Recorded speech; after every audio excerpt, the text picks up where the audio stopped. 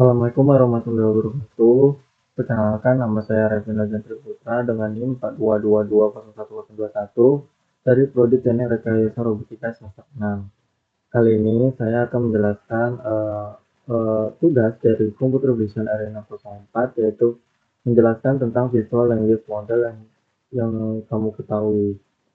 Jadi, di dalam materi ini terdapat ada daftar isi, yaitu pendahuluan, konsep dan cara kerja, studi kasus penggunaan dan penutup. Nah, sebelum masuk itu, saya akan jelaskan terlebih dahulu apa itu FLM. FLM atau Visual Language Model adalah sistem AI yang mampu memproses dan memahami informasi visual sekaligus bahasa natural secara bersamaan. Berbeda dengan model AI tradisional yang hanya fokus pada satu modalitas, FLM dapat melihat gambar yang memahami teks dalam satu sistem terintegrasi. Artinya, FLM tidak hanya melihat atau membaca, tapi bisa mengaitkan kedua untuk memahami konteks secara lebih luas. Lalu, mengapa FLM sangat penting? Dalam bidang AI dan computer vision, FLM sangat penting karena yaitu pertama, interaksi manusia AI yang lebih alami. Jadi, FLM memungkinkan AI untuk memahami kombinasi teks dan gambar secara kontekstual dan membuat interaksi lebih alami. Contohnya sistem tanya jawab berbasis gambar. Yang kedua adalah mendukung aksesibilitas untuk difabel. Dengan kemampuan captioning otomatis, LFM berguna untuk membantu orang tunanetra atau low vision memahami konten gambar dan menyediakan deskripsi otomatis di website, aplikasi informasi, dan media sosial. Dan yang terakhir yaitu efisiensi dan otomatisasi di berbagai industri. Di bidang kesehatan, FLM dapat digunakan untuk menjelaskan hasil radiologi. Di keamanan dapat digunakan untuk menginterpretasikan kamera pengawas, dan dalam pendidikan dapat menghasilkan materi visual plus teks yang disesuaikan.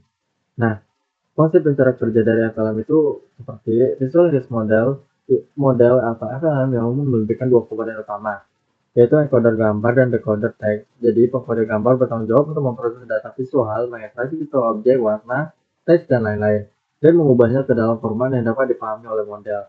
Baru ada decoder teks. Jadi, di dalam decoder teks itu memproses data tekstual untuk menghasilkan keluaran berdasarkan fitur visual yang dikodekan. Dengan menggabungkan kedua bagian ini, FLM dapat melakukan hal-hal menakjubkan seperti mendeskripsikan gambar secara terperinci, menjawab pertanyaan tentang apa yang dilihatnya, dan bahkan menghasilkan gambar baru berdasarkan deskripsi teks. Di dalam FLM terdapat arsitektur umum. Yang pertama yaitu image encoder atau visual encoder. Jadi fungsinya mengubah gambar menjadi representasi numerik atau embedding. Lalu model yang digunakan itu CNN atau Convolution Neural Network atau interaksi fitur klasik. Baru ada Fit atau Vision Transformer atau pemrosesan gambar dalam bentuk patch plus soft authentication. Dan outputnya itu vektor fitur yang mewakili konten visual. Yang kedua ada text tokenizer dan text encoder. Tokenizer mengubah kalimat teks menjadi token atau kata atau subkata. Baru text encoder mengubah token tersebut menjadi embedding atau vektor. Dengan model umumnya itu BERT atau pemahaman dua arah dan GPT pemrosesan teks sekuensial. Dengan outputnya representasi semantik dari kalimat input.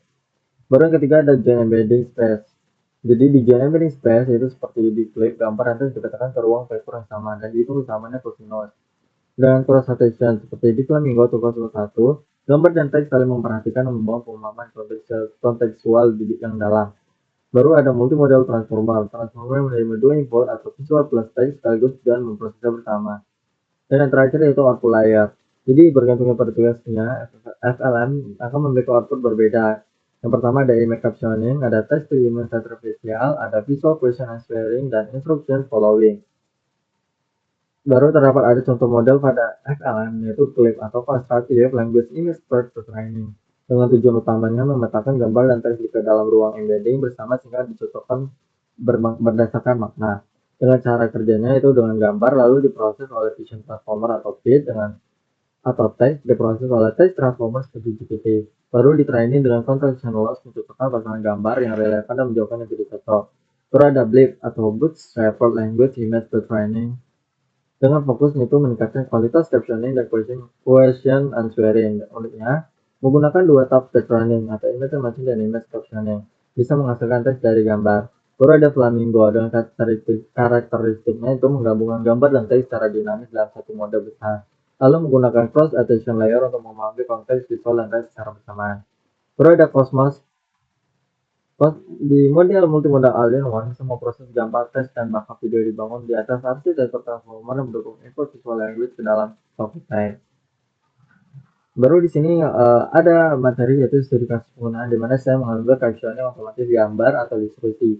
Dengan visual language model seperti GPT 4.0 dengan Blip atau Flamingo kita bisa secara otomatis menghasilkan deskripsi atau caption untuk gambar. Model ini menggabungkan pemahaman visual dan bahasa alami untuk membuat kalimat yang relevan. Jika diberikan gambar seekor anjing sedang berlari di pantai, mana model yang akan menghasilkan caption seperti seekor anjing coklat berlari di sepanjang pantai dengan latar belakang warna biru.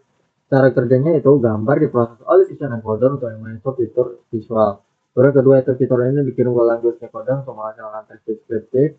Lalu proses ini dilakukan secara real time dan akurat. Manfaatnya itu meningkatkan aksesibilitas web dan memudahkan manajemen dan pencarian gambar dan digunakan di aplikasi seperti Google Photos, Instagram, dan e-commerce.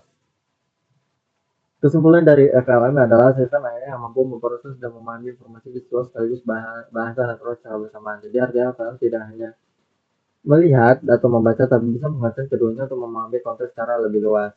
Dan FLM memiliki arsitektur umum seperti Flip, Blip, Flamingo, dan Constant satu untuk menunjukkan bahwa FLM tidak hanya bisa memahami gambar dan teks, tetapi juga dapat beradaptasi dengan cepat. Jadi belajar dari konteks dan digunakan dalam berbagai aplikasi dunia nyata.